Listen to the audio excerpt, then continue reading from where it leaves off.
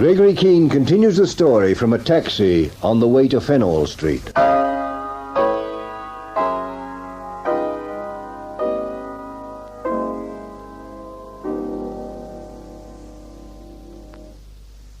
Half an hour ago, Inspector Murray made the signal I'd been waiting for up there in the penthouse of the Cunningham Towers. You see, until we get Tom Cutts into the Nightshade ring as Fenner the hoodlum, Nick Barnes is our only line of attack. We had to approach him from the flanks. I don't have to tell you how important it is for the Nightshade people to go on thinking I'm out of the way. So when Murray's chap saw Barnes and Evelyn Channel together at the Poinsettia Club, we went into action. It was rather rough on Evelyn when I stepped into the cab just now. Like all the rest, she's been under the impression I was shot dead on Pittwater 2 days ago.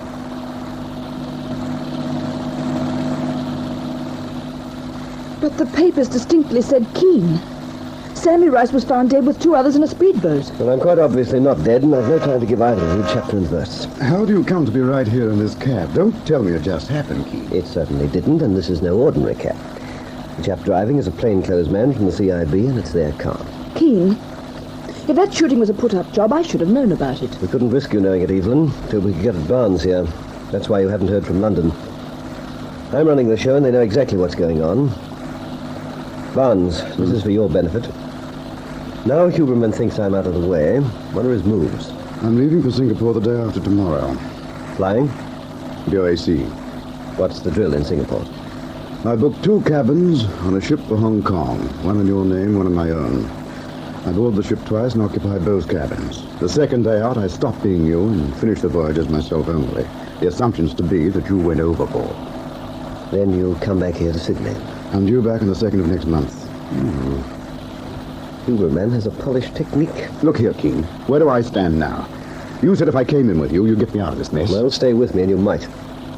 Before long, we'll have this Nightshade ring up against the wall. You'd better not be on our list when the time comes. What are they doing apart from you? They're expanding. Carlotta was talking about it last night, but I was told to get out. Expanding into what? I don't know. I've kept my ears open, but they play their cards too close to the table. Haven't they included you at all? Never. I was taken on to become you, Keene. Nothing more, nothing less. When they have a council out of that great place of Carlotta's, they call in Mike Busick, Stephen, Cortez, and sometimes Martin Gorse, but never me. Too bad. What do you want me to do about Singapore and Hong Kong? Go through with it. Go through with it in every detail and come back to Sydney on time. Keene, he told me tonight he's going to make a run for it from Singapore. Why, Barnes? Don't you want to get paid? The way Carlotta pays off? No, I don't. I only want to get as far away from the Nightshade ring as I possibly can. So, you've enough sense to know what they want you back in Sydney for. What have I missed? Why do they want him? To cut his throat, of course. They need him to make my trail and Kessel rings away from Sydney. They need him so that I'll have been alive a day out from Singapore, on the way to Hong Kong, and MI5 will pick up the thread there, not in Australia. But when friend Barnes has pulled that nut out of the fire for them, do you think they'd be crazy enough to leave him around? They're going to cut my throat, but you still want me to come back here from Hong Kong. And you're going to. You can't hand me over to the cops now without giving yourself away and putting Huberman's guard up. I'm out of this thing, Keene, out. Can you understand that? Look, you'll take that tour, Barnes, if I have to arrange an escort for every inch of the way. Because if you don't, chum, I'll really throw you to the wolves. You'll go on the ticker tape to every police force in the world. And when they hang Felix Huberman for the murder of Charlie Brett and Angus Doby, I'll personally see that you hang too. And I got in this for 500 quid and free drinks at the Poinsettia Club. Why do I have to come back here? Because Huberman must continue to think everything's going according to plan. That gang get an inkling of what's going on underneath them, they'll call their operations to a halt and we'll never break them up. We won't get them for the 5 murders so far, and we'll never find out what they did with Bruno Kessel. Okay. I catch it either way, from you or Huberman. You do if you don't change sides and stay changed. I told you before, your only chance is to take orders from me. I haven't got a chance. Look, what do you want? Sympathy? Don't worry, Barnes. You're valuable to us. You'll be looked after when you get back here. Oh, pull up round the corner, will you, Taylor? Okay. Well, you get off here, Barnes. Evelyn doesn't want you to see her ride home tonight. And just remember, don't be tempted to be shrewd. If you felt like telling Huberman I was alive, he'd have to cover his tracks the best way he could, and you'd be the first to go. You'd have to go. You spent the last 10 days running about saying you were Gregory Keene. Catch on? I don't need a diagram. What you'll need if you slip is life insurance. The handle pulls down to open. All right, Taylor, get going.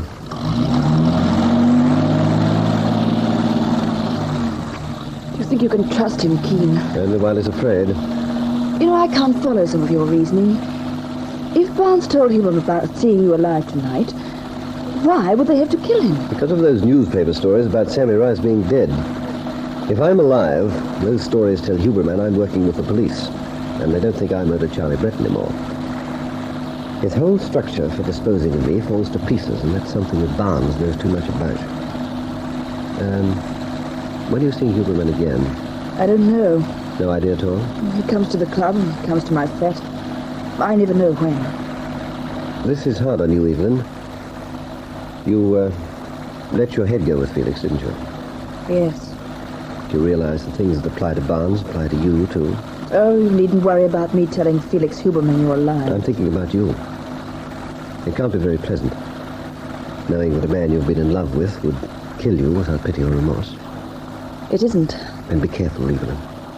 I can guard you against everything but yourself.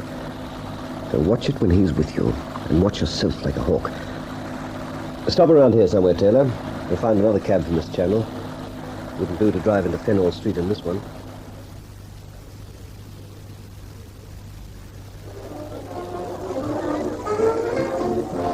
Hey, Frank. Yeah, Mr. Huberman? When I sit on a stool at the Poinsettia Club bar, what do you think I do it for? Well, come on, let's see some action. Brandon Spar. Hello, Felix. Barnes. Making kind of late, aren't you? I thought you were over on the North Shore with Carlotta. I should see Evelyn back to her flat. I didn't go in. The last time I stayed too late and you took a poor view. Remember? Bring me a Spar, Mr. Huberman. And what are you having, old chap? Oh, a scotch. Scotch and soda for Major Keene, Frank. Yes, sir. This can be your last of the night, Barnes. Place is closing in half an hour. Suits me. Oh, for Pete's sake, here comes Leo. Every time I walk into the place, either you or Leo or one of those muscle-bound pugs of his starts breathing down my neck, to see that I don't drink too much. Try going on the wagon. Well, hi, hello, Hello, Mr. Huberman. Hey, we haven't been seeing you around. Well, take a good look now. How are you, Major Keene? You asked me that 2 hours ago. What do you want, Leo? Don't tell me you're going to put the bite on us for a slug of your own slivovitch. Well, no. I was wondering, Mr. Huberman, do you have the time to run up to my office for a minute? There's something I'd like to show you. If there's any brandy in it, I shall be delighted. Lead the way. If you'd like to wait here for me, Keene, I'll run you home.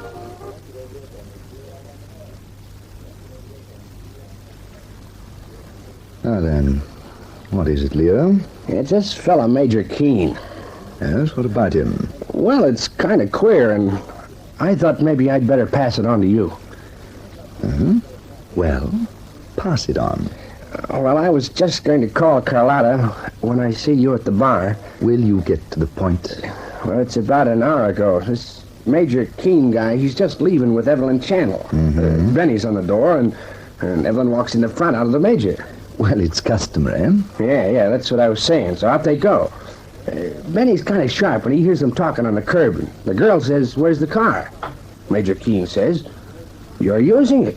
They'll have to take a cab." Evelyn says, "Well, why didn't he say so? Benny could have got them one."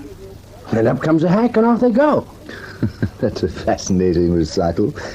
Carlotta would have loved answering the phone just to hear it. Yeah, but hold on a minute.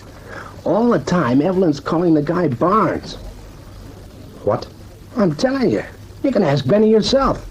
There she is out on the curb with Major Keene calling him Barnes. Well, I figure maybe they're putting something over on you. Oh, forget it, Leo. Good show letting me know, but it's perfectly all right. Hey, what is he? A guy with two names? Look, just forget it. You don't think Evelyn would put anything over me, do you? Well, dames, you know. With a dame, you never can tell. That's all they ever taught me. That's because you don't watch your weight and you're losing your hair. You needn't come down. I'm leaving with Keene right now. Good night.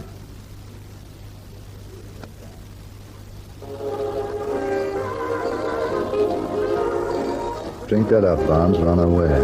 What did Leo want? Just something for Carlotta. Look, if you're going back to the North Shore tonight, I'll get a cab to your place and save you going out of the way. Oh, that's kind of you. As it happens, we're both going to the North Shore. Since when? Since now. Any particular reason? A very particular reason. What's up, Felix? That's what we're going to find out. After you.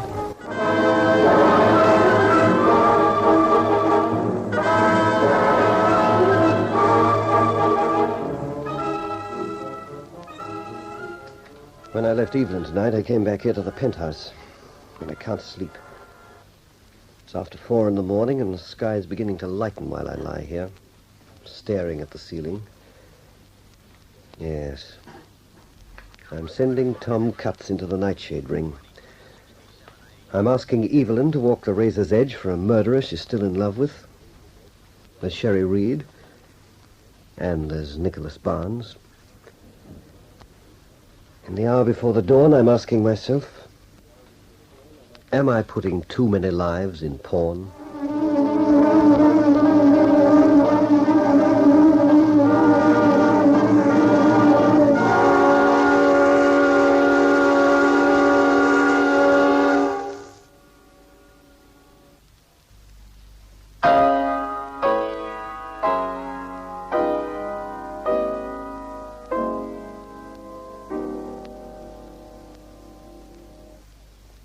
What is happening at Carlotta's house on the North Shore? Listen to the next chapter in this story of intrigue, Deadly Nightshade.